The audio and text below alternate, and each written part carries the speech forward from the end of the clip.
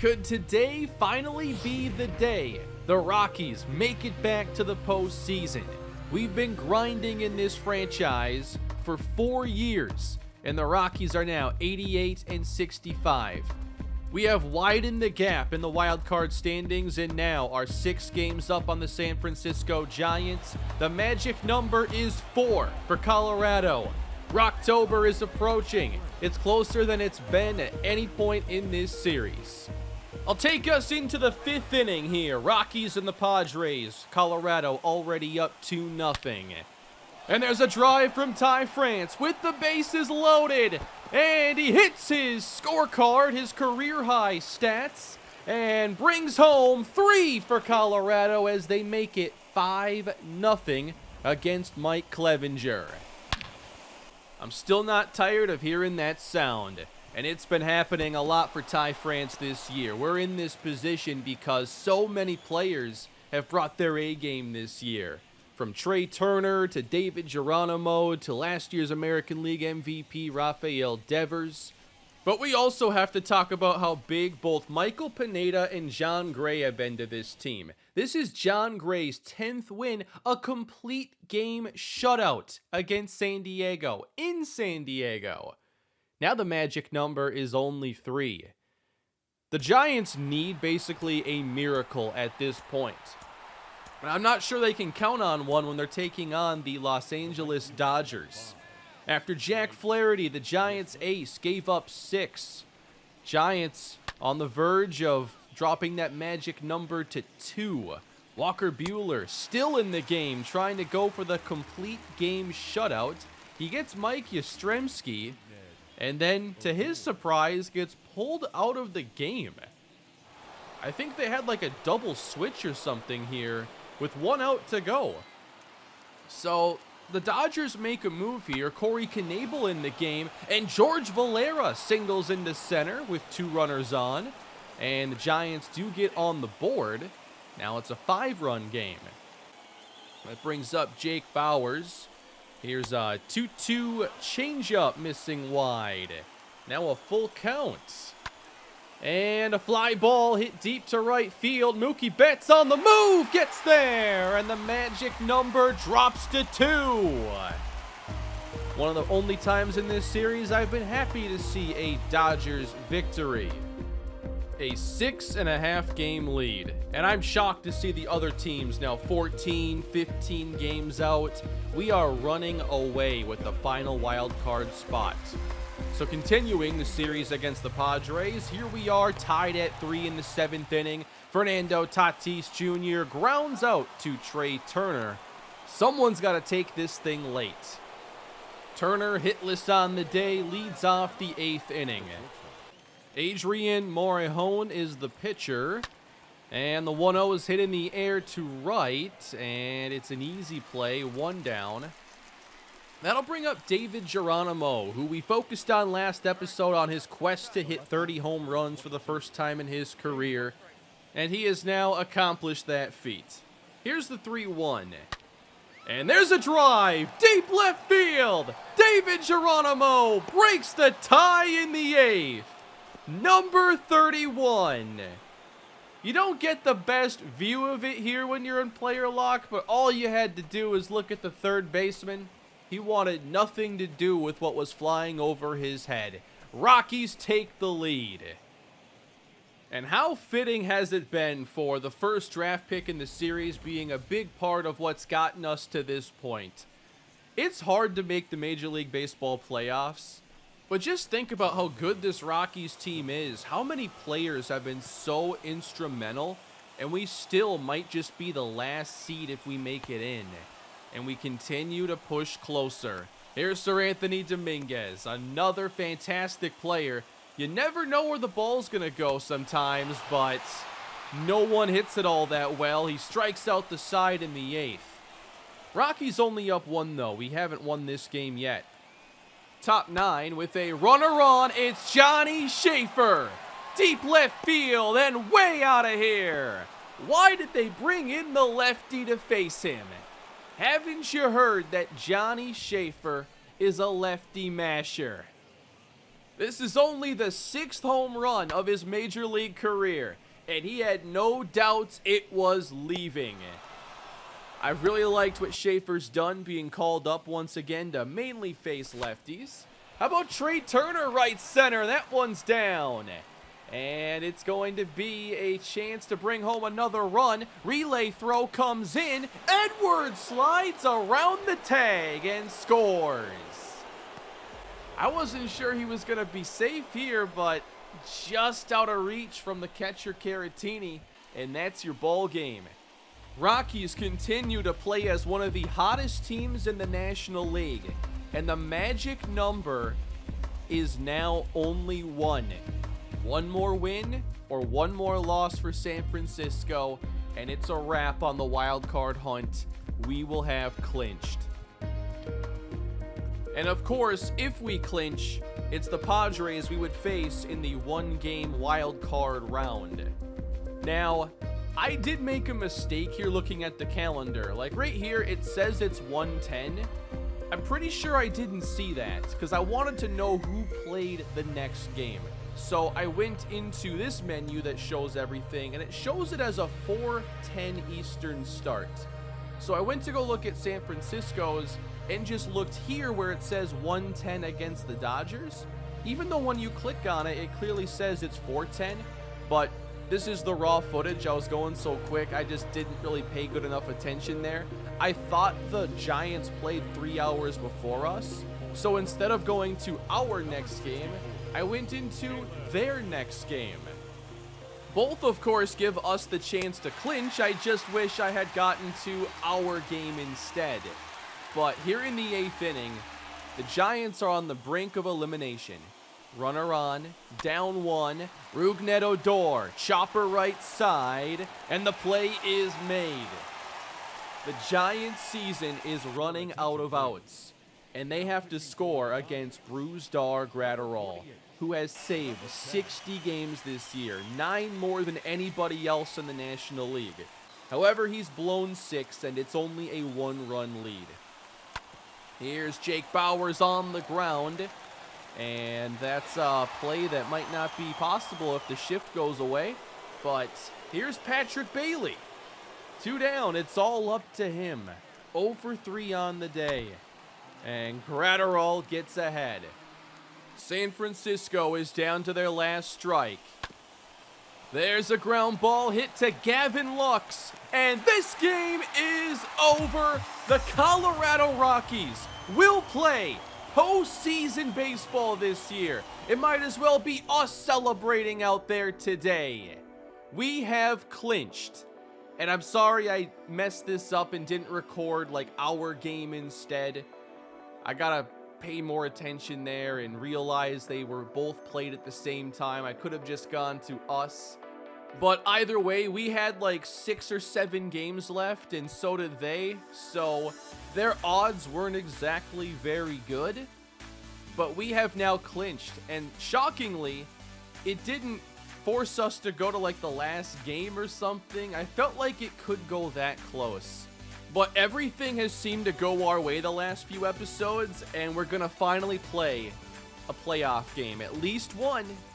So with us clinched, I felt like this was a good chance to move over to the AA side of things because they were on the brink of elimination here in the playoffs, and if they lose, I don't have a chance to show you anything else from their season.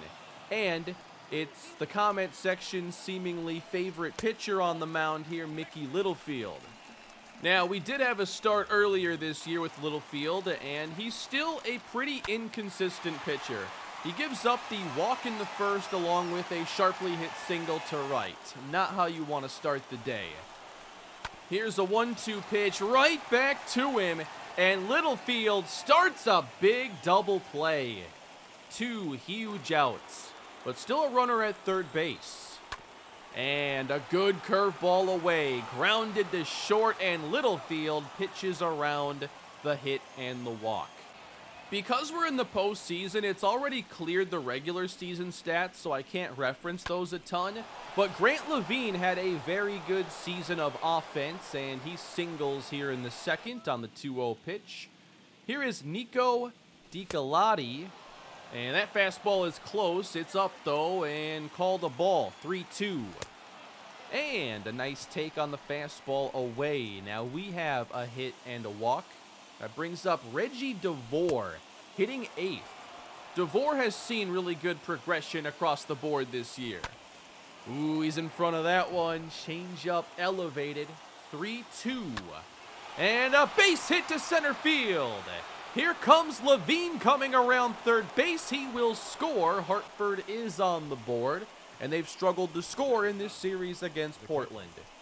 Reggie Devore, by the way, 20-year-old shortstop, 70 overall with beat potential. He gives the lead to Hartford, and Mickey Littlefield gets the lazy fly ball. Early on, I felt like Littlefield had as good a command of his pitches as I've ever seen. I love the curveball a lot with him, especially with 2 strikes. And there's a great look at it. That's untouchable if you can put it there. Slider was good, and the fastball, I mean, you're throwing gas at 100 here in Double-A, you're probably going to be just fine. Let's go top 3. Albert Aguila. He's a name you're going to want to remember, as he is one of the top prospects in the organization, and in game they actually have him ranked number 49 overall. 2 on here. Grant Levine is up again. 1-2 count. And he swings through the curveball up. Can you tell he only has 33 plate vision? That's got to get better. Jose Gomez is next with 2 down and flies out to right field, and Hartford cannot add on any more. We just had a lot of trouble putting up runs lately and have issues there again. 3rd inning now. This is Littlefield. 2-2 to Nathan Aguilera. And he brings back that 12-6 with 2 strikes and ends the inning. Bottom 4 with 1 away. This is a ground ball past third base and hit into the corner. Maybe I have to brush up on my geometry. Did not judge that bounce off the wall very well. It's a 1-out double. Couple batters later, now 2 down. That fastball doesn't get the call. And that one is just low.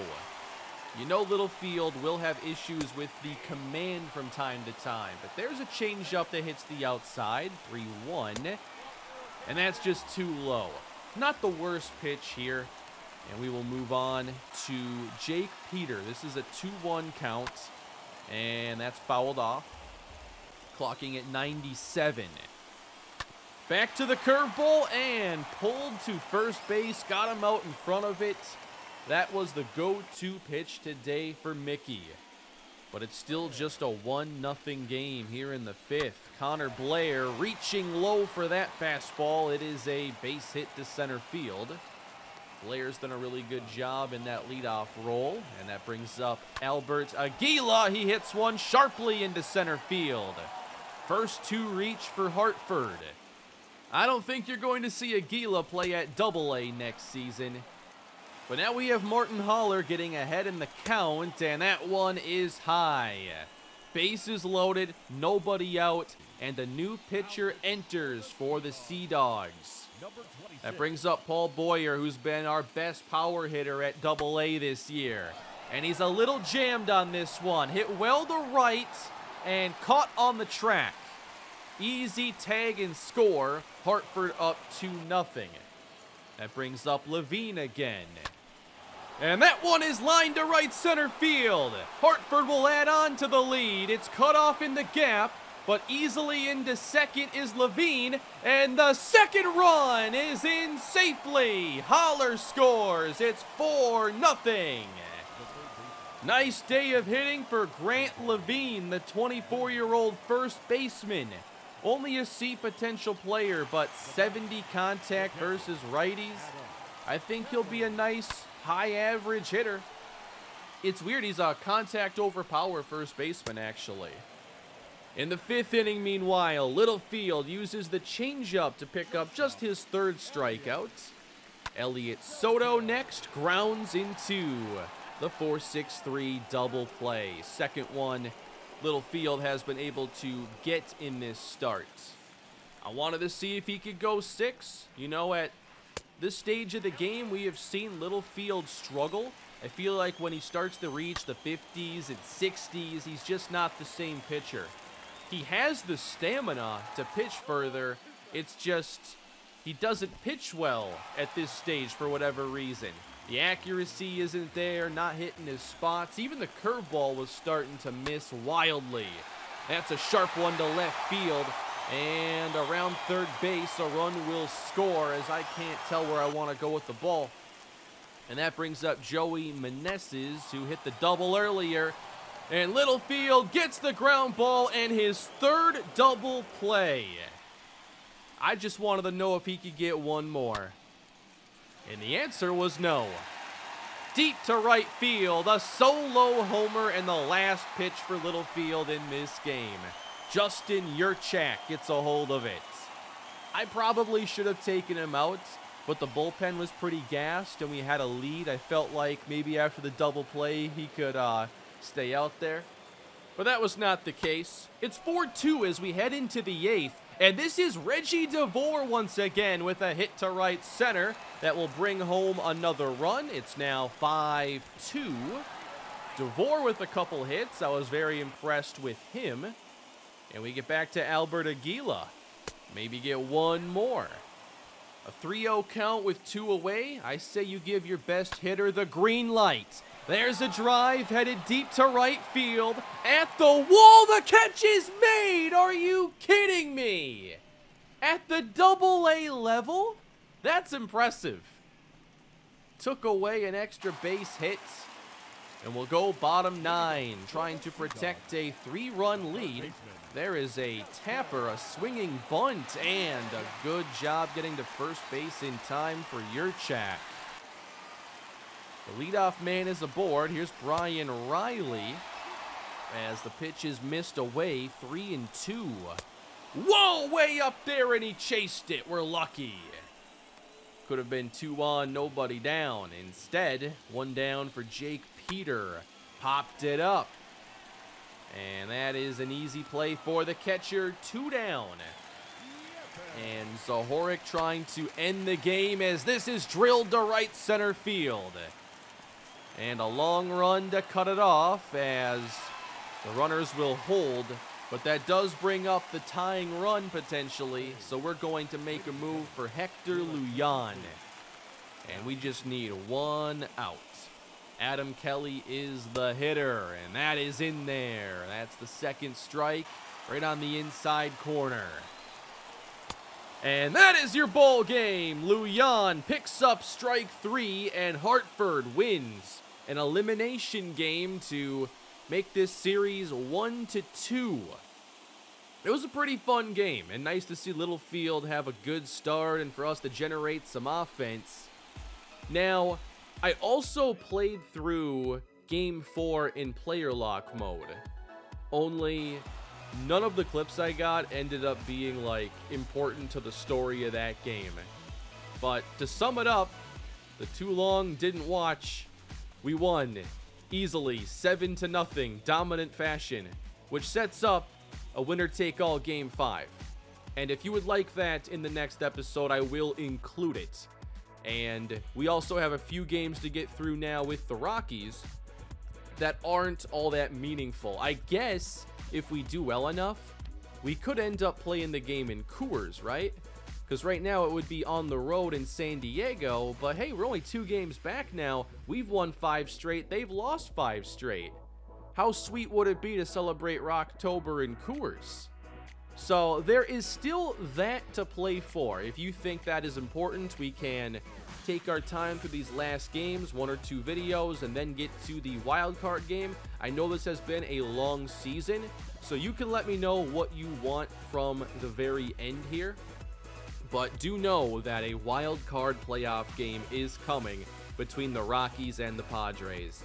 I will try to make sure that Luis Severino is rested to pitch that game. We might just skip one of his starts here and keep him fresh. But we have accomplished this major goal. It's taken 85 episodes, a long grind just to make it. But I'm excited to finally have some playoff baseball come into this series. If you enjoyed the video, please leave a like and subscribe to the channel, and I would love your feedback down below on what you'd like to see in the next episode. So have a great day, everybody, and I'll see you in the next one.